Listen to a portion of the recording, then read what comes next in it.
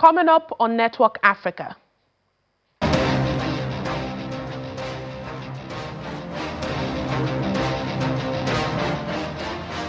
Leaders of the Democratic Republic of Congo and Rwanda call for an immediate ceasefire after having direct talks in Qatar. Somalia's presidential convoy targeted in Al-Shabaab bomb attack. President Hassan Mohamud unharmed. Plus, more details emerge from South Africa's case of missing 6-year-old girl allegedly sought by a traditional healer for her eyes and fair complexion.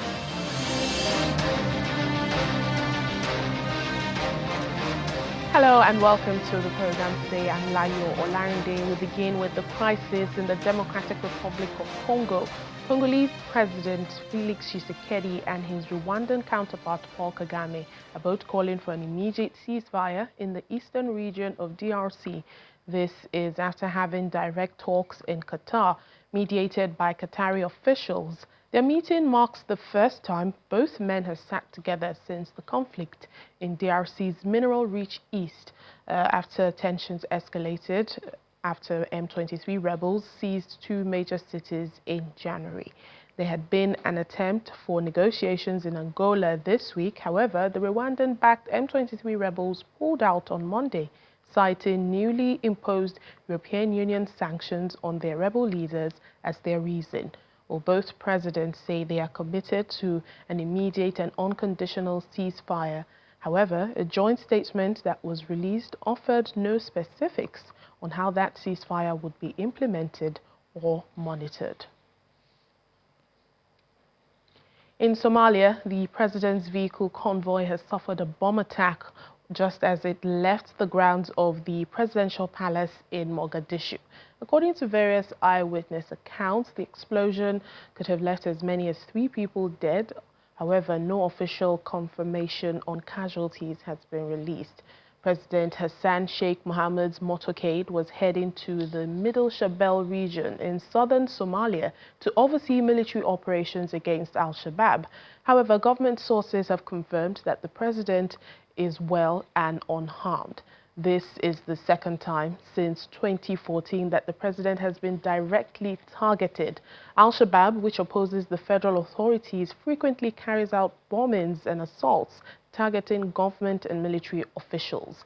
In recent weeks, Somalia's government has stepped up efforts to combat Al-Shabaab, which controls part of rural Somalia and threatens the government's hold over the nation in the Horn of Africa. Back here in Nigeria, President Bola Tinubu has declared a state of emergency in Rivers State with immediate effect, suspending the governor, Siminalayi Fubara, his deputy, Professor Ngozi Odu, and the State House of Assembly for an initial period of 6 months.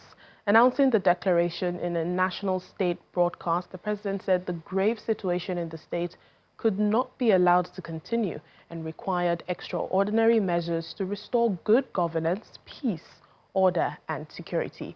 The president appointed the former Chief of Naval Staff, retired Vice Admiral Ibok Ete Ibas, to serve as the sole administrator of the state during this period.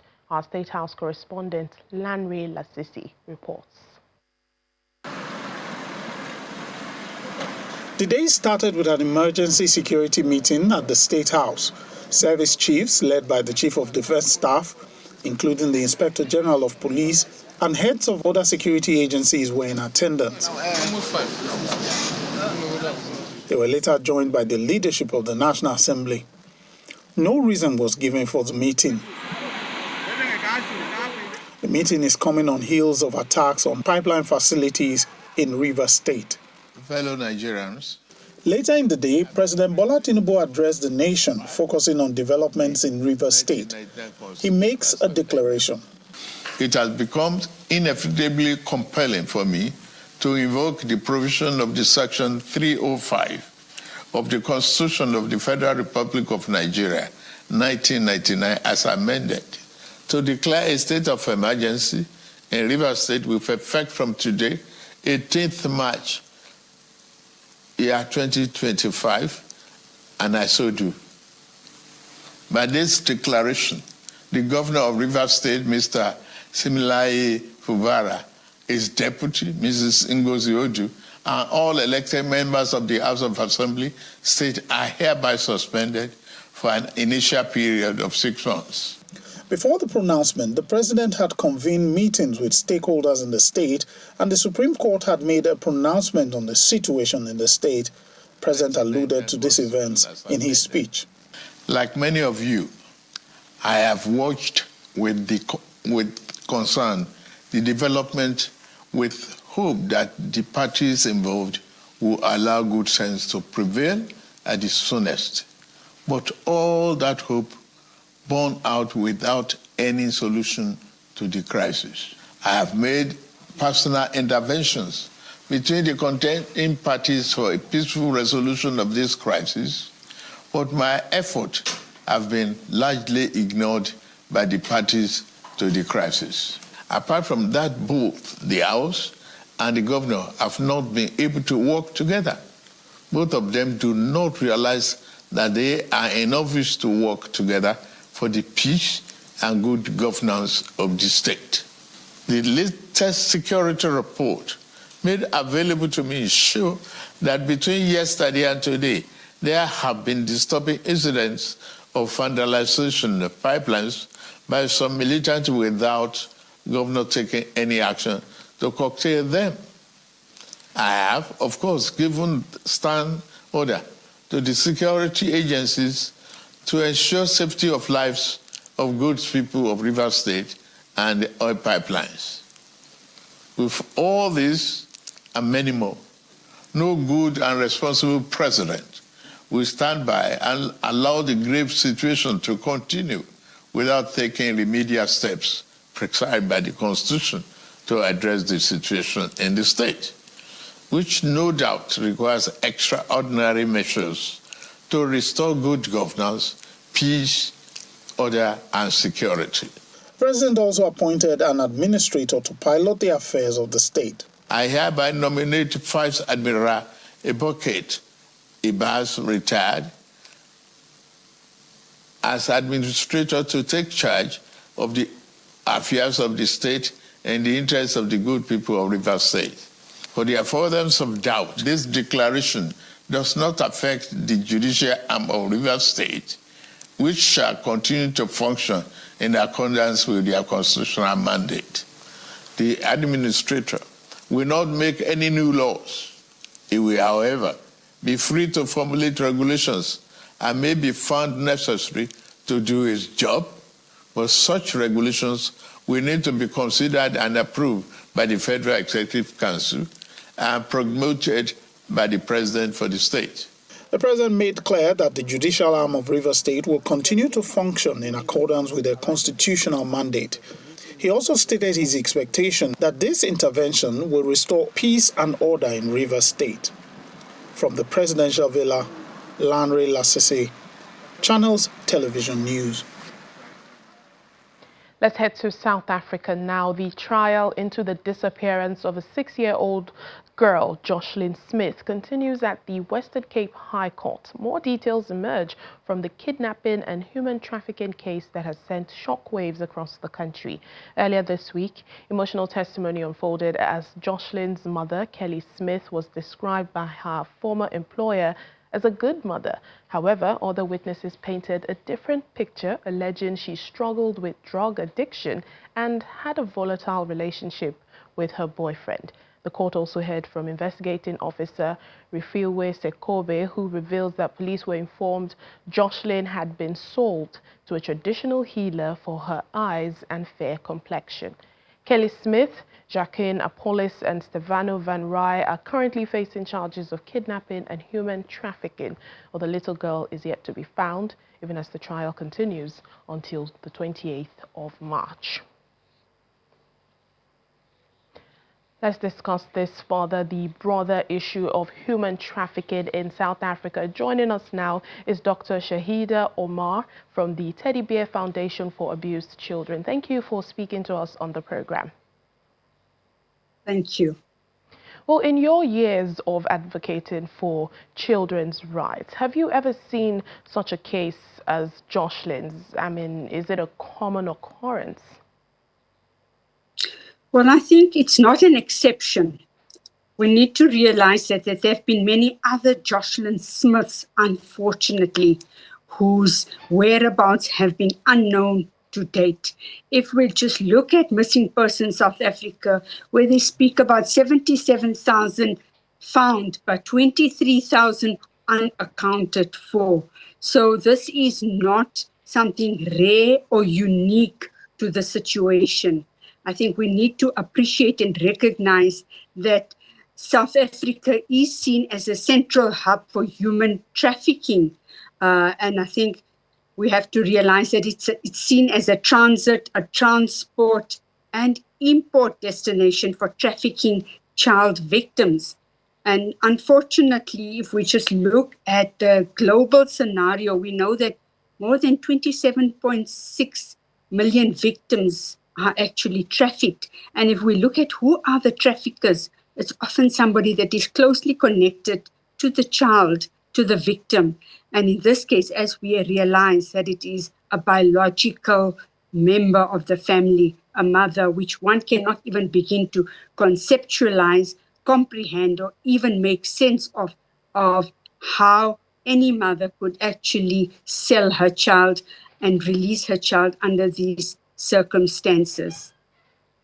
Well, human trafficking, like you'd know, is often called a hidden crime, and as you've pointed out, it's quite prevalent in South Africa. But what are the main factors driving this menace? I think a very important question. The main factors driving this, the structural drivers here, is looking at the backdrop of inequality, unemployment, lack of education, poverty, dysfunctional families, history of substance abuse. So the social and economic challenges in South Africa makes it a fertile ground for child sexual exploitation and trafficking, as we've seen in this case. If we just look at the South African landscape, we know that 68% of South African children are living in poor households. They're living beyond the poverty datum line. And 20% of those children are orphans. It leaves many families in an economically and social fragile state. So what we find, in order for survival and just living, I think families find themselves in situations, and we're not justifying it, we're not condoning it, but we are finding that many families are putting their children into these vulnerable positions for commercial sexual work. And of these, 40 to 50% are children, unfortunately. And the case of Jocelyn Smith is a tragic example of what we have experienced, where we have found, unfortunately, that due to the lack of adequate child protective services, lack of adequate mental health support, accountability, and even responses by law enforcement, education, and even the community, has resulted in a very tragic end to this whole situation. Indeed, and cases like this, the disappearance of Jocelyn Smith, highlights the vulnerability of children. Now, what are the warning signs, just quickly, that communities need to look out for to be able to protect these young ones? Well, I think it's very important. What we have found here is that we have to ensure that more efforts, collective efforts, are made to equip, enable, empower, enlighten community network structures, forums. And I think that is where we have fallen short. So what are the signs to look out for?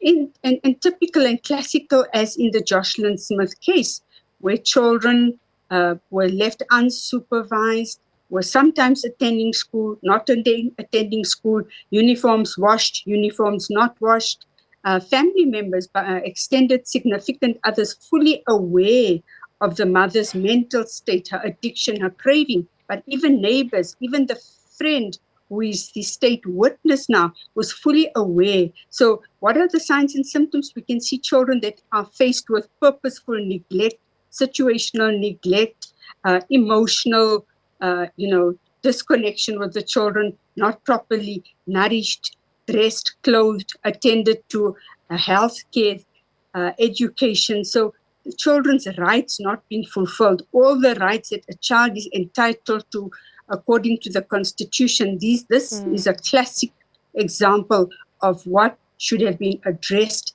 by everybody. I think that spirit of Ubuntu needs to be ignited. It needs to be sparked and invigorated into all communities so that children receive the implicit protection of each and every community member. And I think we need the community policing forums. We need the neighborhood watch.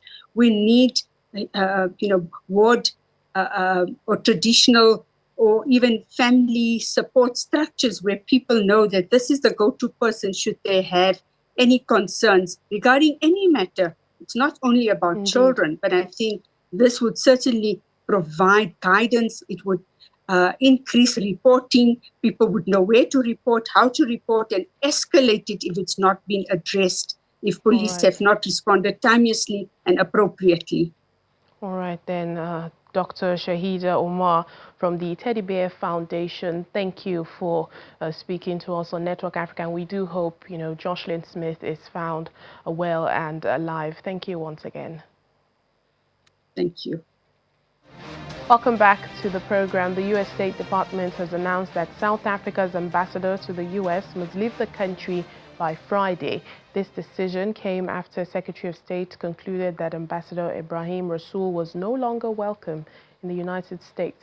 According to the State Department spokesperson, Ambassador Rasool's diplomatic privileges and immunities expired, necessitating his exit from the U.S. by the end of this week. A representative from the South African Foreign Ministry has confirmed that Ambassador Rasool is still in the U.S. but plans to leave the country as soon as possible. In the meantime, South African officials continue to react to the U.S. administration's decision to expel Ambassador Ibrahim Rasool, emphasizing the need to maintain diplomatic ties with America despite the growing tensions. For me, it's nothing to worry about, really, based on how the presidency of the U.S. is approaching geopolitics, is not adhering to multilateralism, is unitarist in approach and so on. So I'm sure there will be a new ambassador. The president said that yesterday. And even that new ambassador, we must expect that something might happen in future. So in the first place, there's nothing wrong that Ambassador Rasool said. Nothing wrong. There might be issues from analysts about the timing, the platform, whether an ambassador should have said. But in terms of content and our posture as a country, and as far as some of the political issues in the U.S. are concerned, there's nothing wrong that he said. But life must go on. We must pursue very aggressively our relationship with the U.S. The President of South Africa, President Ramaphosa, and Minister Lamola has been unequivocal that the decision obviously was regrettable, in particular the diplomatic nuances that underpinned it, but we remain convinced to strengthen what we regard as South Africa a strategic bilateral relationship with the United States of America. It's a misplaced decision, and I think it reinforces, the assertion that the re-emergence of white supremacist view on our country since the ascendancy of Donald Trump seems to be at another level. And worsening this situation is the fact that we find unpatriotic South Africans peddling wrong information about our beloved country to countries like America. So I think what this requires with Ambassador Rasool is, again, like the issues with Trump and South Africa and other countries, is to find ourselves in the same room, around a table, and sort these things out. It's not going to be resolved in corridors. We just need to sit down and be mature enough to talk about these things and see it for what it is. An avenue has opened for Nigeria and Australia to deepen its military cooperation following a visit by a delegation from the Australian Defence Force to the flag officer commanding the Western Naval Command in Lagos. Part of the program of the team is the inspection of Nigerian Navy ship Qatar, which has been recognized as one of the best designed landing ship tanks in the world. The leader of the delegation, Brigadier General Bassett, says Australia currently undergoing fleet renewal, and in their research, they identified NNS Qatar as the top option for capability and requirements in modern naval operation.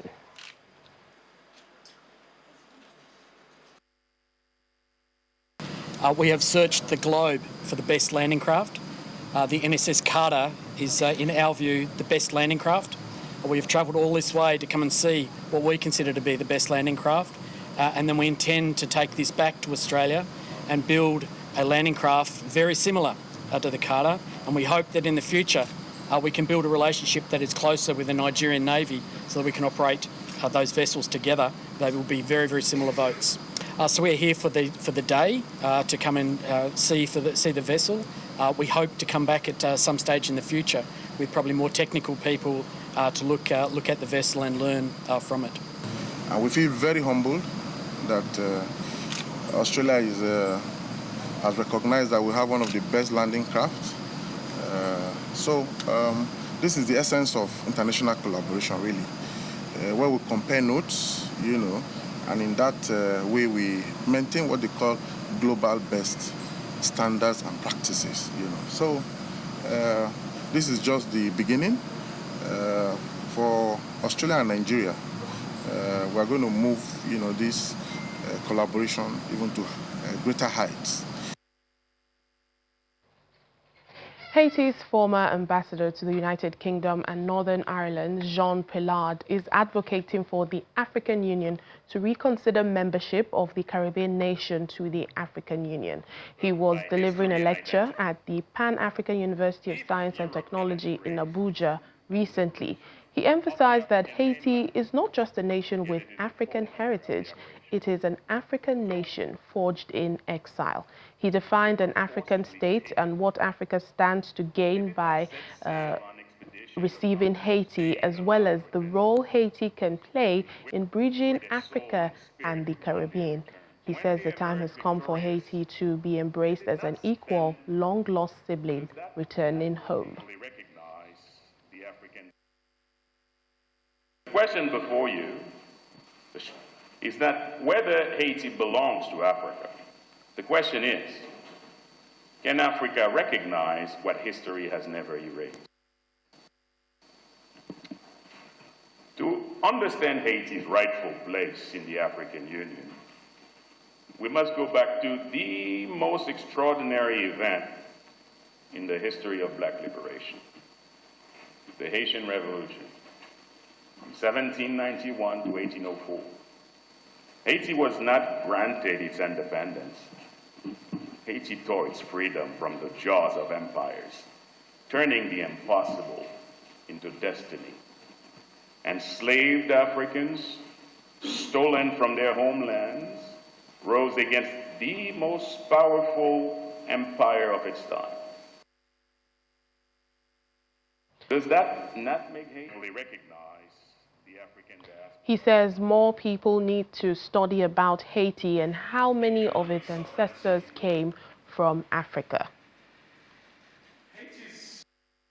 Imagine the might, the power of 1.4 billion of us united and embracing those who are outside of this continent. Imagine what would that do. So I see a change happening, and I say that C.L.R. James was a prophet when he wrote about the Black Jacobins, and he was talking about the story of Toussaint Louverture. And I feel strongly that more and more people should read about Haiti, because like I said in my lecture, we in Haiti always present ourselves as the first Black republic. We call ourselves Haitians, but before we were Haitians, we were Africans. I came here by plane, but the way that our ancestors went to Haiti, we all know how. And a lot of them did not make it to Haiti. What Haiti did was never supposed to happen. We were not supposed ever to be free. That's the wrong movie. We broke the script and we broke the status quo, defying the mightiest empire at the time. And as I mentioned earlier, for having had that audacity to declare ourselves free, I believe that we were made an example of. And a lot of our, African brothers and sisters, I believe that example that was made of Haiti placed the fear of God in a lot of people. They would not dare try to do what Haiti did for the fear of being blacklisted as well. So I understand, but we are here now, and we are older now. We have read, and we are continuing to read, and we hope that we will continue our effort for all of us to be united. And finally, on the program, check out these daredevils crossing the Victoria Falls on a slack line at the Zambia-Zimbabwe border.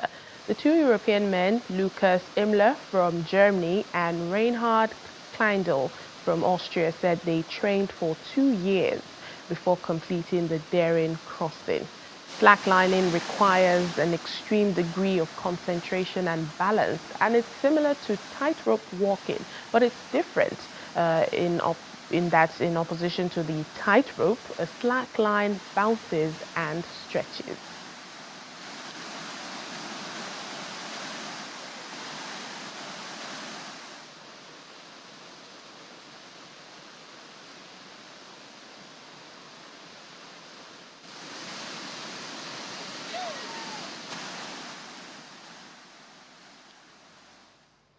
That's very brave of them, but that's where we end the program for today. Thank you so much for watching. I'm Layo Olarinde. Have a lovely day.